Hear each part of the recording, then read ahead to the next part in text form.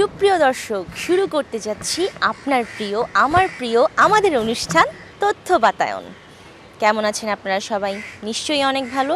চলুন সময় নষ্ট না করে শুরু করা যাক অনুষ্ঠান তথ্য বাতায়ন।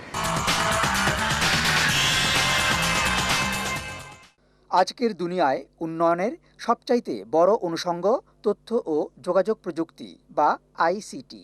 প্রতিবেশী দেশগুলোর মতো বাংলাদেশেরও যথেষ্ট সম্ভাবনা আছে এই খাতে উঠে আসার। আর সে লক্ষ্যে এগিয়ে চলছে অ্যাক্সেস টু ইনফরমেশন বা A2I প্রকল্পের কাজ। ডিজিটাল এই কার্যক্রমে যুক্ত হবার আগ্রহ প্রকাশ করে ব্যবসায়ীরা বলছেন, আইসিটি ব্যবহারের মাধ্যমে বাজারকে আরও উৎপাদনশীল ও প্রতিযোগিতামূলক করে তোলা সম্ভব। কী ব্যবসা করতে চাই, এটা যদি সমস্ত বাংলাদেশে আমরা ছড়িয়ে ছিটিয়ে দিই, এই বিভিন্ন অ্যাডভান্স টেকনোলজির মাধ্যমে, বিভিন্ন বক্তব্যের মাধ্যমে, সেই সুযোগগুলো সরকারকে আমাদেরকে নিয়ে তৈরি করতে হবে। যে জিনিসগুলো যে আমরা একদম ফিডব্যাক যেভাবে দিব, যেভাবে মানুষের মাঝে এটা ছড়িয়ে দিতে পারবো, তখন এটা একটা আন্দোলন হিসাবে একটা উপরে উঠে আসবে। গতি এখন ত্বরান্বিত হবে, কারণ বেসরকারি খাতে যেহেতু সরকার উৎসাহিত করতেছে, এটা থানায় থানায় করতে হবে, এটা ইউনিয়নে করতে হবে, এবং ব্যবসা বাণিজ্য সব ক্ষেত্রে এটাকে আনতে হবে। পৃথিবীর সাথে যদি আমরা পাল্লা দিতে চাই, রেসে থাকতে হয়, তাহলে কি আইসিটি নিয়ে আমাদের এগোতে হবে। এবং আমি মনে করি আমরা যারা প্রাইভেট সেক্টরে যারা আছি, FBCCI আছে, তাদের মাধ্যমে সরকারের সাথে সমন্বয় করে আমরা যদি এগোতে পারি, আমি মনে করি বাংলাদেশকে যেভাবে একটা ডেস্টিনেশন ধরা হয়েছে 2021 সালে, এই দেশকে আমরা টোটালি ডিজিটাল বাংলাদেশ করতে পারবো। সরকারি বেসরকারি অংশীদারিত্ব বা PPPর আওতায় প্রকল্প হাতে নেওয়ারও তাগিদ দিচ্ছেন উদ্যোক্তারা। গভর্নমেন্ট যদি হয়, তার সাথে কমার্সও কিন্তু এগিয়ে আসতে হবে।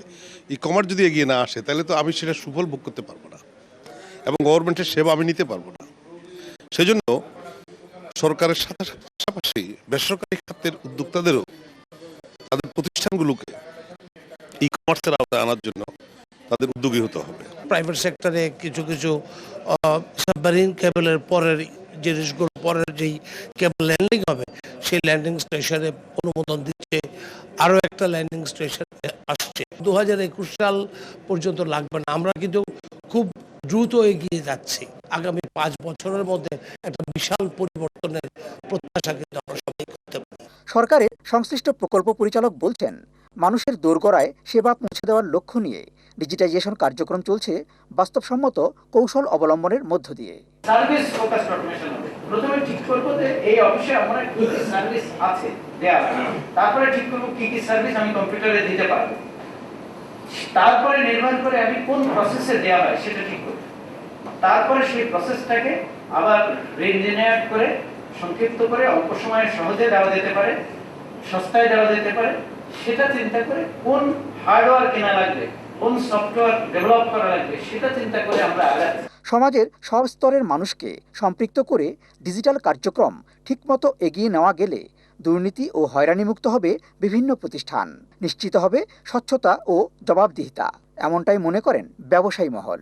কথা বলছি বাংলাদেশ জাতীয় সংসদের মাননীয় হুইপ জনাব মোহাম্মদ মুজিবুল হক মুজিব এমপির সাথে।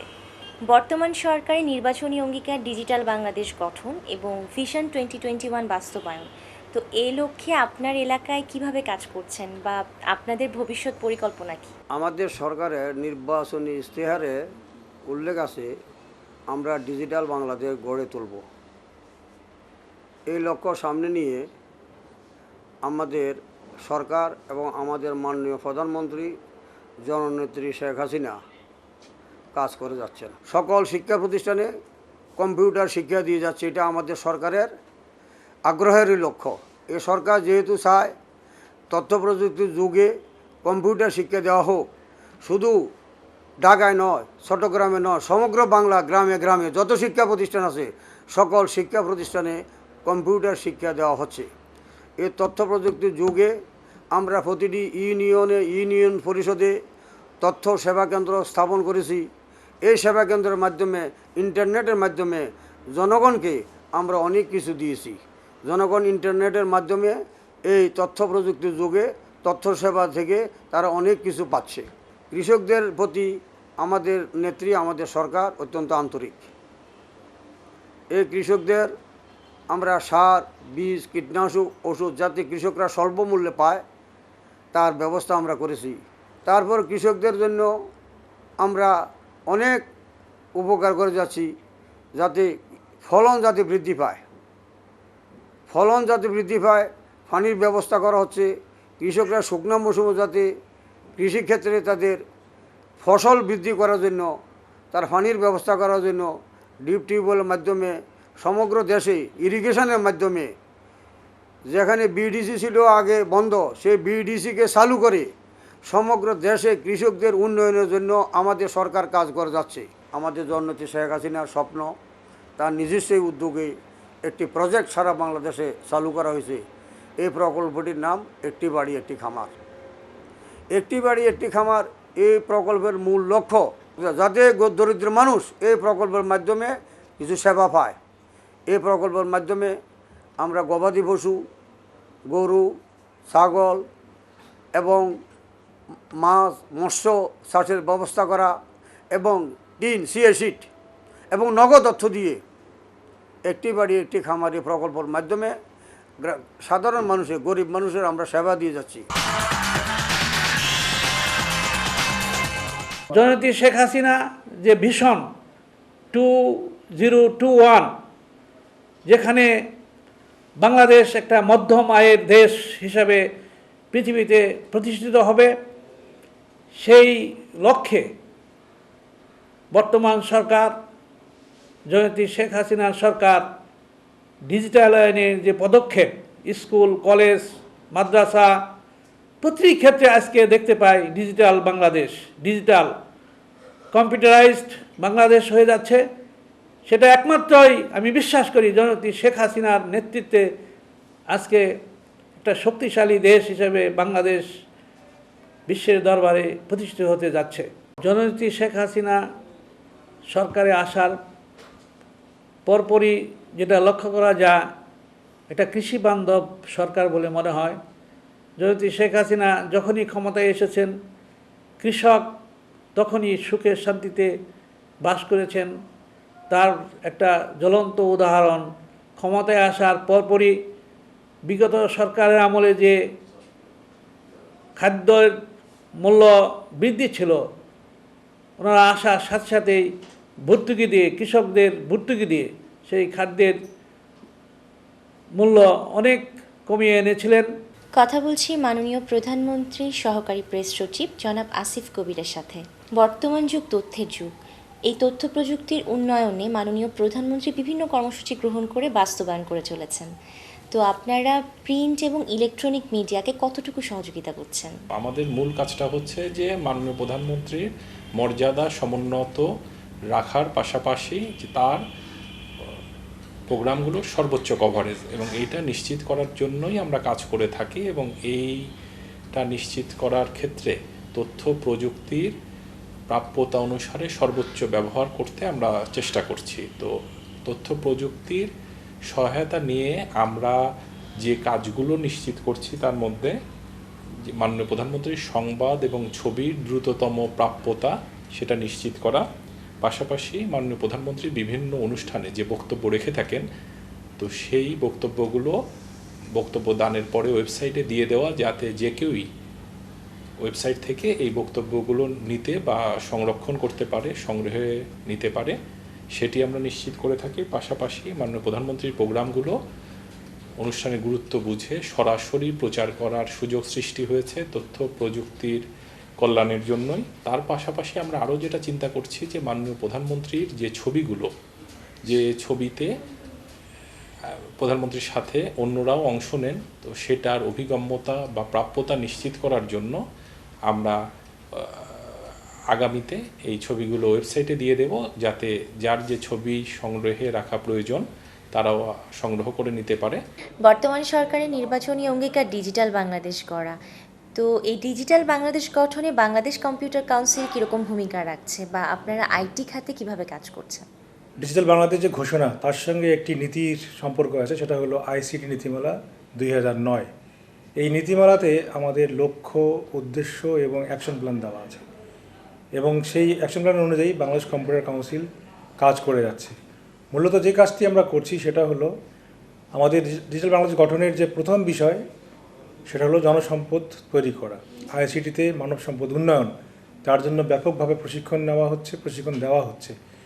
আমরা এই বিষয়টিকে একদম মাঠ পর্যায়ে সম্প্রসারণ করার জন্য ইতিমধ্যেই বিভিন্ন স্কুল, কলেজ এবং মাদ্রাসায় আইসিটি বিষয়ক শিক্ষা সম্প্রসারণ করার জন্য ল্যাব তৈরি করে দিচ্ছি। তাছাড়া আপনারা সবাই জানেন যে আমরা ইতিমধ্যেই বাংলাদেশে 4501টি ইউনিয়ন পরিষদে তথ্য কেন্দ্র স্থাপন করেছি। এখানে বাংলাদেশ কম্পিউটার কাউন্সিল যে ভূমিকাটা রেখেছে সেটা হলো যে সকল ইউনিয়ন পরিষদে বিদ্যুৎ নেই সে সকল ইউনিয়ন পরিষদে আমরা সোলার প্যানেল সহ আমাদের বিদ্যুৎ সরবরাহটা নিশ্চিত করেছি। তাছাড়াও প্রতিটি ইউনিয়ন পরিষদে যে 2 জন অপারেটর রয়েছে, একজন ছেলে এবং একজন মেয়ে, তাদেরকে নিয়মিতভাবে প্রশিক্ষণ দেওয়া হচ্ছে। এখানে একটি বিষয় স্মরণ করার মতন, সেটা হলো এই ছেলে বা মেয়েগুলো যারা কাজ করছে তারা কিন্তু নিজের থেকেই আমাদের এই আইসিটির কাজগুলোকে জনসম্মুখে তুলে আনছে। আমরা আরও দেখি যে আমাদের স্কুলগুলোতে যে সকল ট্রেনিং প্রোগ্রাম দেওয়া হয় সেখানে স্কুল কলেজের ছেলে মেয়েরাও এখন কিন্তু প্রোগ্রামিং কন্টেস্টে অংশ নিচ্ছে। আরেকটি বিষয় লক্ষ্য করার মতন, সেটা হলো আমরা বলে দিয়েছিলাম যে সকল স্কুল বা কলেজে আমাদের ল্যাবরেটরি তৈরি করে দেওয়া হবে সে সকল স্কুল এবং কলেজগুলোতে স্কুল চলাকালীন সময়ের পর সেখানকার স্থানীয় তরুণ কিংবা অন্যান্য যুবক ভাইরা যারা আছেন, ভাই বোনেরা আছেন, তাদেরও ট্রেনিং দেওয়া হয়। সেই ট্রেনিং কার্যক্রমটা কিন্তু শুরু হয়ে গেছে। আরও মজার ব্যাপার হলো কোনো জায়গায় আমরা দেখতে পাই যে আমাদের যারা অভিভাবক শ্রেণীর লোকেরা আছেন, মা বাবা এবং বাবা, তারাও কিন্তু সেই সকল ট্রেনিং সেন্টারে এসে ট্রেনিং নেওয়া শুরু করেছেন। এ থেকে বোঝা যায় যে আমাদের যে ঘোষণা 2021 সালের মধ্যে রূপকল্প বাংলাদেশ ঘোষণা যেটা করা হয়েছে, ডিজিটাল বাংলাদেশ, সেটা গঠন করার ক্ষেত্রে আইসিটিতে জনবল গঠন করা বা তৈরি করা, তার জন্য একটা উপযুক্ত পরিবেশ সৃষ্টি হয়েছে। এবং কম্পিউটার কাউন্সিল সে কাজগুলো করছে বিজ্ঞান এবং আইসিটি মন্ত্রণালয় এবং আইসিটি বিভাগের তত্ত্বাবধানে। ডাক ও টেলিযোগাযোগ মন্ত্রণালয় কর্তৃক আজকে ডিজিটাল বাংলাদেশ গড়ার এক খুব অবিশ্বাস্য এবং জোরালো ভূমিকা পালন করছে। ইতিমধ্যেই দেশবাসী জানেন এবং আপনারাও জানেন, মাননীয় প্রধানমন্ত্রীর নির্দেশে আমরা গ্রাম পর্যন্ত ওই ডিজিটালের যে ছোঁয়া, এর প্রধান লক্ষ্য এই লক্ষ্য গ্রামকে একত্রিত করে গ্রামকেও ডিজিটালের আওতায় এবং আধুনিক বাংলাদেশ গড়ার আওতায় নিয়ে আসা, নেটওয়ার্কের মধ্যে আনা। তার মধ্যে 8000 ডাকঘর আছে আমাদের গ্রামগঞ্জে। আমাদের গ্রামের মেহনতি সাধারণ মানুষের তাদের যোগাযোগের প্রধান মাধ্যম হলো ডাকঘর। তাদের চিঠিপত্র থেকে শুরু করে টাকা পয়সার যে মানি অর্ডার, কুইক সার্ভিস যেটা মানি অর্ডার ইতিমধ্যেই চালু হয়েছে। অনেক জায়গায় বিদ্যুৎ নাই, বিদ্যুতের কারণে হয়তো আমাদের অনেক সময় সমস্যা হচ্ছে, সেখানে আমরা সোলার প্যানেল দিয়েও কিন্তু আমরা চালু করার চেষ্টা করছি। ইতিমধ্যেই আমাদের মানি অর্ডার সার্ভিস চালু করে অনেকেই সুফল পেয়েছে।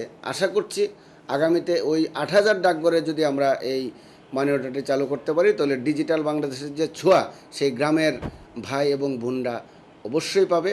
ই গভর্নেন্সের আওতায় এবং প্রত্যেকটা ইউনিয়ন অফিসের সাথে আমাদের মাননীয় প্রধানমন্ত্রী সহ এবং এলজেডি মন্ত্রণালয়ের এবং স্থানীয় সরকার মন্ত্রণালয়ের প্রত্যেকটি অফিসের সাথে তাদের ই গভর্নমেন্টস এবং ইন্টারনেটের মাধ্যমে তাদের তথ্য প্রযুক্তির নিয়ে চালু হয়েছে।